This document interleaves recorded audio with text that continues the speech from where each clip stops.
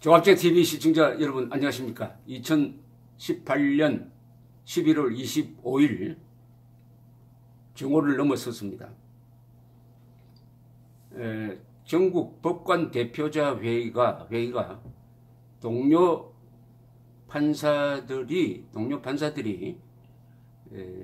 비리를 저질렀다 이렇게 하면서 국회가 탄핵을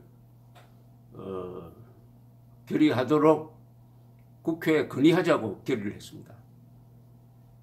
이 일로 해서 법원이 갈등에 휩싸였고 김태규 울산지법 부장판사는 이분도 이 회의에 참석한 분인데 이런 결의를 한 판사회의를 전국 판사회의를 탄핵해야 한다. 이것은 헌법에 맞지 않는 행동을 하고 있다 라고 나오는 등 이 법원이 분열성을 보이고 있습니다. 문재인 정권의 이념이란 게 원래 국가를 분열시키고 국민을 분열시키면서 정권을 잡고 정권을 유지하는 정책을 취하고 있습니다. 그게 바로 계급투쟁론입니다. 계급투쟁론은 국민을 인정하지 않습니다. 국민을 자기 편인 인민, 적대계층 이렇게 나누면서 계속 끊임없이 한국 사회 모든 분야에서 분열을 시킵니다. 이 사회를 국민이란 통합된 개념으로 이해하지 않고 가진 자와 못 가진 자 또는 1대 99 또는 양극화 이런 식으로 사람을 갈라봅니다. 차별을 합니다. 이것이 법원에 지금 등장한 겁니다. 계급투쟁론이라는 이 유령이 대한민국 법원을 배회하고 있으면서 이런 희한한 이 동창회에서도 이런 결의를 할 수가 없죠. 계모임에서도 이런 결의를 할 수가 없습니다. 이런 것을 정의의 이름으로 합니다. 정의의 이름으로. 그게 더 무섭죠. 정의를 앞세우니까 나쁜 짓 하면서도 자랑스럽게 생각하는 게 바로 이런 이념의 무서운 점입니다. 김진태 검사 출신 한나라당 국회의원의 오늘 메시지를 제가 읽어드리면 좀 스트레스가 풀릴지 모르겠네요. 어떤 부장판사도 정치판사들을 탄핵해야 한다고 주장하고 났었다. 만시지탄이지만 용기 있다. 초대 김병로 대법원장은 대쪽 같은 분이었다. 대통령과는 항상 긴장과 갈등으로 사법부 독립을 지켜나갔다. 이것이 우리 사법부의 전통이 되었다. 사법부가 행정부, 검찰에 법관을 수사 요구하고 국회에는 법관 탄핵을 요구했다. 이걸 김병로 대법원장이 알면 뭐라고 할까? 어제까지 함께 일하던 동료들을 탄핵시키라고 눈에 핏발을 세운다. 피도 눈물도 없다. 재판을 시작하지도 않았는데 이미 죄인이다. 인민재판을 하자는 건가? 나는 이런 판사들에게 재판받고 싶지 않다. 법관 이전에 먼저 인간이 되길 바란다. 법관 이전에 먼저 인간이 되길 바란다. 인간의 상식에 못 미치는 사람이 법을 가지고 재판을 하는 것이 그게 바로 사법농단입니다. 그러면은 그게 희생되는 사람들은 어디에 하소연을 해야 합니까? 지금 대법원장이 국민을 분열시키고 사법부를 분열시키는 그 한가운데 있습니다.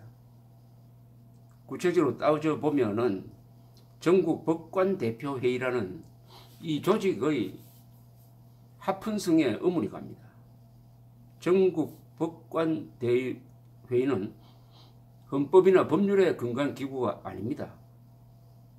헌법 제102조가 대법원과 각급 법원의 조직은 법률로 정한다고 딱 명시하고 있습니다.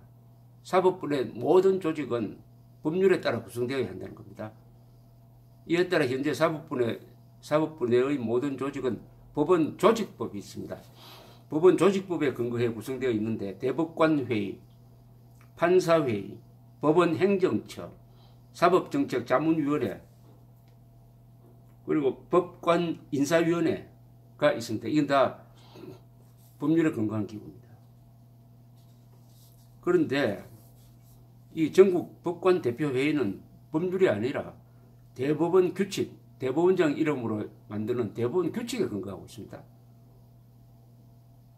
그런데 헌법 제108조는 이런 규칙을 정할 때 이런 단서를 따랐어요. 대법원은 법률에 저촉되지 아니하는 범위 안에서 법원의 내부 규율과 사무 처리에 관한 규칙을 정할 수 있다. 법원의 내부 규율과 사무 처리에 관한 규칙을 정할 수 있다. 이것은 주로 법원 행정과 관련한 규칙들을 말하는데 뭐 법관 인사 규칙, 공탁급 관리 규칙 이런 걸 말하는데 전국 법관대표회의는 2018년 3월 7일 제정된 대법원 규칙 제2777호 전국 법관대표회의 규칙에 의해서 구성되어 있었습니다. 여기 임무가 이렇게 적혀 있어요. 전국 법관대표회의는 사법행정 및 법관 독립에 관한 사항에 대하여 의견을 표명하거나 건의할 수 있다. 사법행정 및 법관 독립에 관한 사항을 과연 전국 법관대표회의가 논의할 수 있느냐? 법원의 내부 규율과 사무처리에 관한 규칙을 정할 수 있게 했지. 법관 독립이나 사법행정처럼 이렇게 포괄적인 임무를 주었다고 볼 수가 없습니다. 따라서 이것은 헌법 제108조, 108조에 위배되는 임무를 가지고 있다는 문제를 제기하도록 만듭니다. 동시에 이번에 그 의결 과정을 보면은 좀 이상하다는 생각이 듭니다. 119명 중 법관 대표 119명 중 114명이 참석했습니다. 그런데 투표에 참여한 사람은 105명만 투표에 참석을 했습니다. 동료 판사 탄핵 건의에 찬성한 사람은 53표인데 이것은 어떻게 해서 과반수로 규정되었느냐 하면은 114명 참석한 114명이 아니라 투표에 참석한 105명의 과반수가 53표, 그러니까 과반수에서 한 표 더 많다 해가지고 의결된 것으로 결정했다는 겁니다. 그런데 이 정도의 중요한 결정은 보통 제적 과반수로 합니다.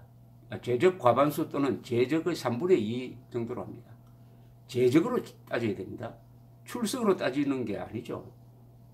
제적 기준으로 하는 거 아닙니까? 헌법 개정안 또 제적으로 하는 거 아닙니까? 국회의 헌법 개정안도 제적 의원 3분의 2 이렇게 나오는 건데 여기는 출석으로 하고 더구나 출석해서 이번에는 투표한 사람 출석수로는 이게 과반수에 미달됩니다. 114명의 53표는 과반수 미달입니다. 그런데 투표한 사람 105명이 투표했으니까 그 중에 과반수로 쳐서 이렇게 했다는 것인데 과연 이게 정의로운 것인지 여기에 이렇게 적혀 있네요. 전국 법관대표회의에서 의결을 요하는 경우에는 출석한 구성원 과반수의 찬성으로 의결한다.